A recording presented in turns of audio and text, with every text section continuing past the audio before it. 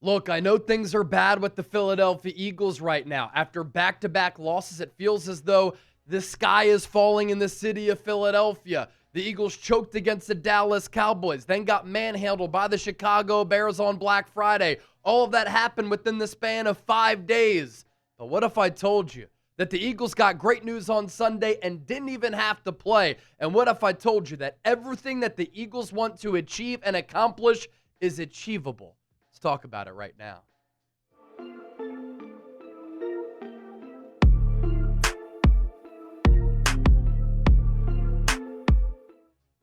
Here we go. Happy Monday, everybody. This is Philadelphia Eagles Now. My name is Chase Sr. Hope you all had a fantastic weekend and your weeks are off to a phenomenal start. A reminder, support the show. Subscribe today. We're 493 people away from 139,000 subscribers. And what you get when you lock us in and you hit that sub button, daily free Eagle shows right here on YouTube. So in the span of 5 days, the Eagles went to AT&T Stadium in Arlington, Texas. They went up 21-0, and then they collapsed. They didn't score for the final 41 minutes of the game, and they choked against the Dallas Cowboys and lost that game on a last-second field goal. That opened up the door for Dallas, who has now won 3 games in a row, to somehow make this comeback bid and win the NFC East if the Eagles continue to crumble. And then on Black Friday, in a huge game in front of the entire world, as that game on Amazon was broadcast to 200-plus countries across the globe, Philadelphia got bullied. Vic Fangio pantsed by Ben Johnson. The Bears running for 281 rushing yards. Eagles couldn't stop a parked car. And in the span of those 5 days, the Eagles went from the number 1 seed in the NFC with more than a 50% chance to get home field advantage all the way to the number 3 seed. And this Eagles offense, it is still bad. It still stinks. It's still anemic. And it is still predictable and vanilla. But glass half full approach here on this Monday. With how bad all of this is, the NFC and the NFL as a whole, ladies and gentlemen, it is wide open. It is there for the taking, and the Philadelphia Eagles still have a great opportunity to repeat as Super Bowl champions. First, you look in the AFC. Think about the landscape in that conference, right? There is not a single great team in the AFC. We're looking at a year in which the Kansas City Chiefs might not be able to make it into the playoffs when the AFC is as down as it's been in a long time. What a year for Sean Payton's Broncos, but last night they go into overtime and barely beat the Washington Commanders led by Marcus Mariota. Now that defense is fantastic, and I think that defense is built to help Denver win a championship this year, but Bo Nix has been so hot and cold this year, they're the number 1 seed in the conference. The New England Patriots, great year under Mike Vrabel. Going into this year, they're one of my favorite teams to go worst to first in the division because I was anticipating a possible Bills fall off, and Drake May has been really good, but the current construction of that roster has no playoff experience. Their schedule has been weak, and one of their 2 losses came to the Raiders, who I think might be the worst team in football right now. Does anybody trust the Jacksonville Jaguars in that 3 spot at 8-4 and Trevor Lawrence in a big game? I don't. The AFC North, been a dumpster fire this year. The Ravens are leading the division despite a 6-6 record. They're banged up, and Lamar Jackson doesn't look 100%. The Chargers, 8-4. I love Jim Harbaugh, but they've had so many injuries all across the board. The Indianapolis Colts, the 6th seed, they've started to come back to life, and Daniel Jones has played more like the Daniel Jones who we saw at the New York Giants. And then you have the Buffalo Bills at 8-4. Obviously, with Josh Allen, Buffalo really dangerous, but their defense all season long has stunk, and it's not a defense that I think can win the Super Bowl. The craziest thing, and you could say this for the NFC as well, with the Cowboys being the hottest team in the NFC, I think the Houston Texans are the hottest team in the AFC. But like with Dallas, it might be a Texas thing. If the season were to end today, the Texans would not be in the playoffs. The Steelers are awful. Mike Tomlin hasn't won a playoff game since 2016. I think they need to move on. That offense is just such a stale product, and their defense is overrated. They're 6-6. And the Kansas City Chiefs might not even make the playoffs there with that 6-6 record as well.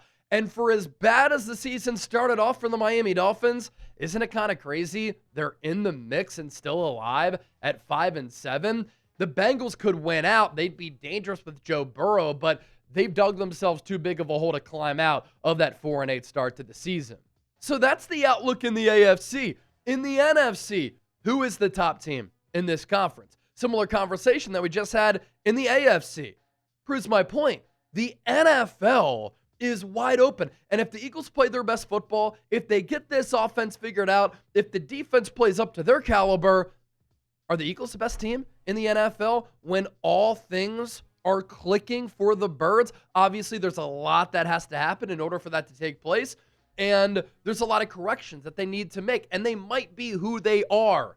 But the what-if game is pretty intriguing here. And this stretch run is going to be fascinating. You look at the NFC playoff picture.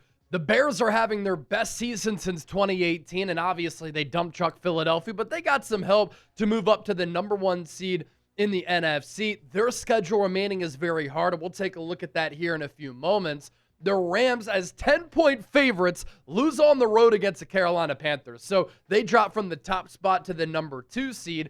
You have the Eagles there at 8-4. The Buccaneers have not played good football in a long time, and they've been injured.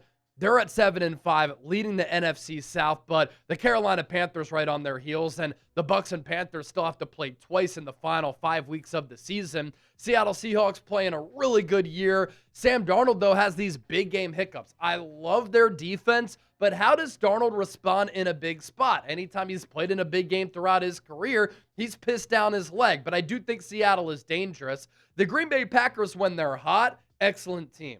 When they're cold, it's almost mystifying how bad and confounding how poorly they can play at times with all of the talent and the youth on that roster. And then you have the San Francisco 49ers there at that 7 seed at 9-4. What a coaching job Kyle Shanahan and Robert Saleh have done this year with all of the injuries and the adversity that the Niners have had to face. And you look at this landscape right now, the Eagles don't have the tiebreaker against Chicago. That's why that game was huge. And so they lose that head-to-head matchup, but they beat the Rams, they beat the Bucs, beat the Green Bay Packers, and then the other teams in the mix beat Detroit, and replacing 2 coordinators, offensive coordinator, defensive coordinator for Detroit, a huge concern for me going into the year. They're at 7-5. The Thursday night game this week against Dallas could make or break this season. And it's so crazy how the Cowboys right now are clicking. They're humming. Elite offense. Defense has vastly improved since that McWilliams trade. But if the season were to end today, they wouldn't be in the playoffs. At 6-5-1, they've won 3 games in a row. I think their only pathway to make it into the dance is if they win the NFC East, just because you look at the wild card teams here, and that Dallas Lions game going to go a long way in deciding which team could potentially make the playoffs. And then don't sleep on Carolina. Bad loss against the Niners on Monday Night Football. Then they turn around and pull off one of the more shocking victories on Sunday against the Rams. And speaking of those Dallas Cowboys, who the Eagles did split with, but they lost the most recent matchup. So the Cowboys have the tiebreaker. And if the Eagles and the Cowboys finish with the same record, the Cowboys would actually win the division because they have that tie. The same amount of wins, I should say. And isn't this crazy? The Cowboys right now, kind of like the Houston Texans, but more so with Dallas here is where I really emphasize this point. I think Dallas right now, having won 3 games in a row, their offense is electric. It's fireworks. Their defense since the Williams trade has been so much better. They're a well-coached football team right now, and they can win in a variety of ways, right? The Cowboys are the hottest team in the NFC. Right now, I think they're playing like the best team in the NFC.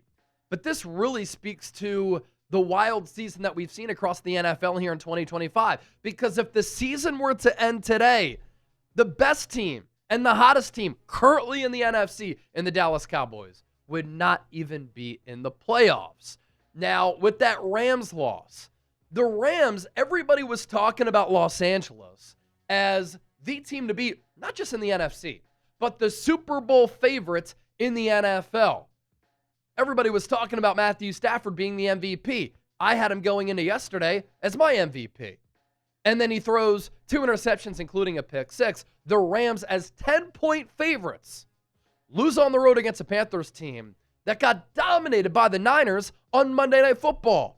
Short week, they come back home, cross-country travel for the Rams as well, but the Panthers win this game in a game that featured, 4 or 5 lead changes? Stafford gets picked off twice. Bryce Young, who looked awful against the Niners, 15 of 20 for 206 yards, 3 tutties. Chuba Hubbard, 17 carries for 83 yards. Jalen Coker had a career game, 4 catches for 74 and a tutty.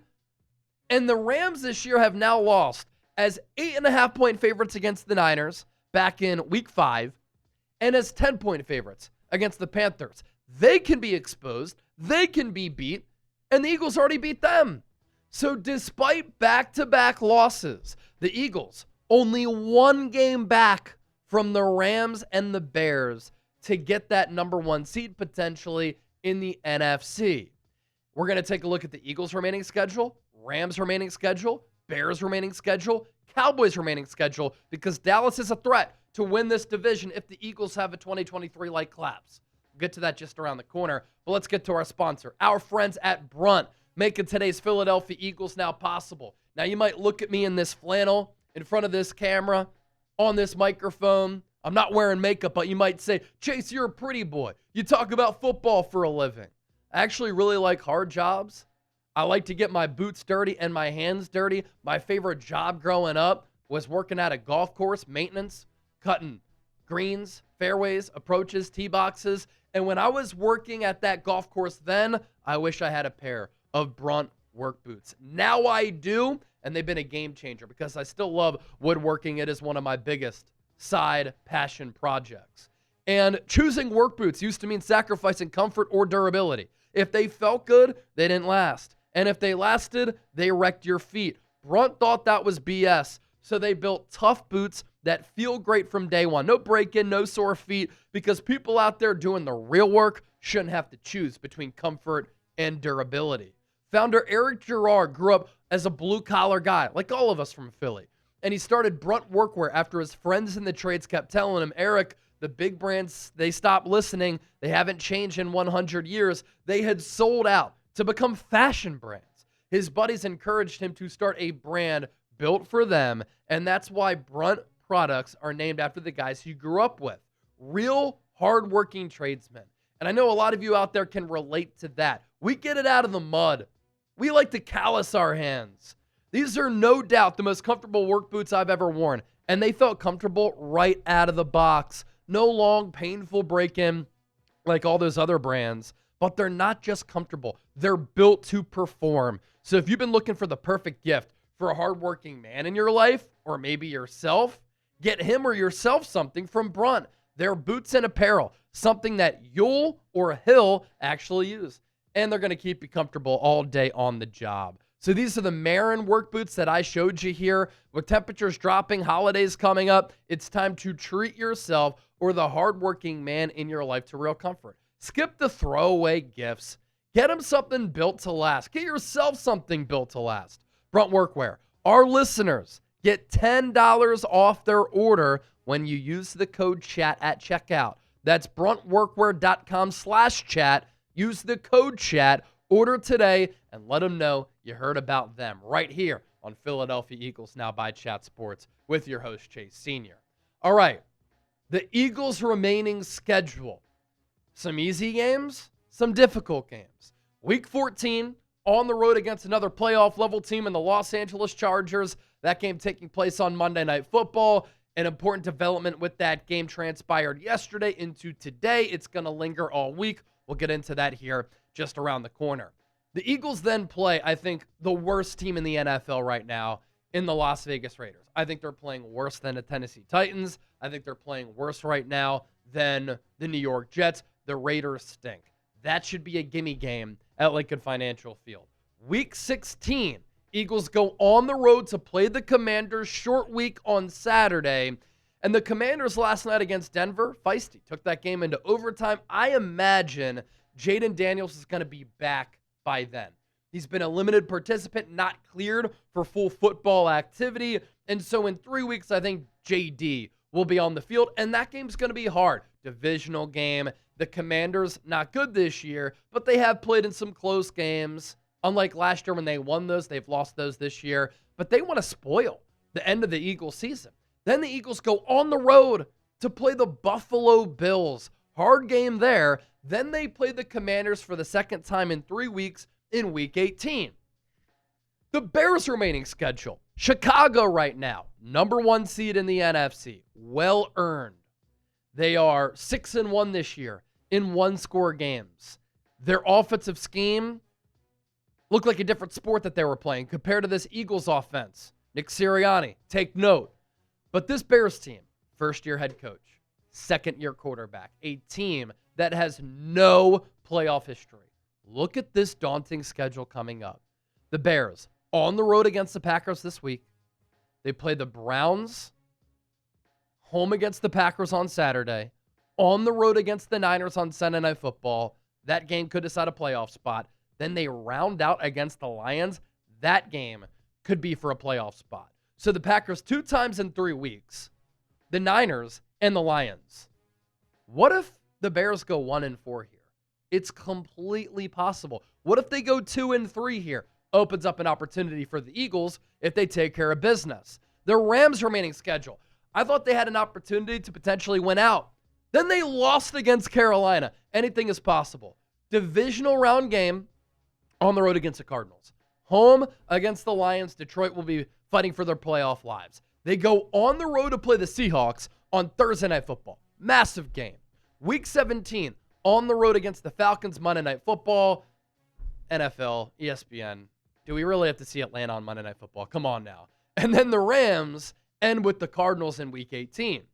The Cowboys' remaining schedule, kind of easy here. And this is why the Eagles need to take care of business, because if they continue to unravel and the Cowboys play like they have the last 3, the Cowboys could win the NFC East. I don't think there's a pathway for Dallas to be a wild card team, because all those wild card teams have really good records and they still have a cushion on Dallas. So this game on Thursday against Detroit, huge, huge, huge. Might have to do a watch party for that right here on Eagles Now. Week 15, Vikings, Sunday Night Football. Week 16, Chargers. Vikings-Chargers at home. Dallas has to go on the road to play the Commanders on Christmas. That'll be a big game. National spot. And then on the road against the feisty Giants. So you're hoping the Cowboys obviously can lose a couple of these games. How about they start by losing on the road against Detroit? As for the Eagles in Week 14, they will play the Chargers on Monday Night Football. The mini bye for Philadelphia is clutch. They're going to have the rest advantage, even though they need to travel to L.A., and Eagles fans are going to take over SoFi Stadium. Huge development yesterday, which is going to play out all week. Chargers quarterback Justin Herbert has a break in his left hand. He's going to have surgery today, Jim Harbaugh said. Harbaugh wasn't sure if Herbert will miss time. Now, Herbert, after the game, obviously was still working with some adrenaline after a good win for the Chargers over the Raiders, told reporters that even with having to undergo a procedure on Monday on his fractured left hand, he is treating next Monday's game against the Eagles as if he's playing. Now, Aaron Rodgers had a similar type of injury. He missed one game, though, against Chicago, came back yesterday. Justin Herbert could miss this game against the Eagles. Now, I want to see the Eagles go up against Herbert. I want to see how they stack up against an elite quarterback. But if Herbert can't play, there's a big drop-off, obviously, to Trey Lance. Ladies and gentlemen, it's all there for the taking for the Birds, and I hope Nick Sirianni showed this show to his locker room. He'd be a smart man if he did that. You'd be a smart person if you give me a follow on X, Instagram, and TikTok. Obviously, large followings here. Just recently launched a TikTok. You can get additional Eagles coverage and thoughts from yours truly over there, so hit me up.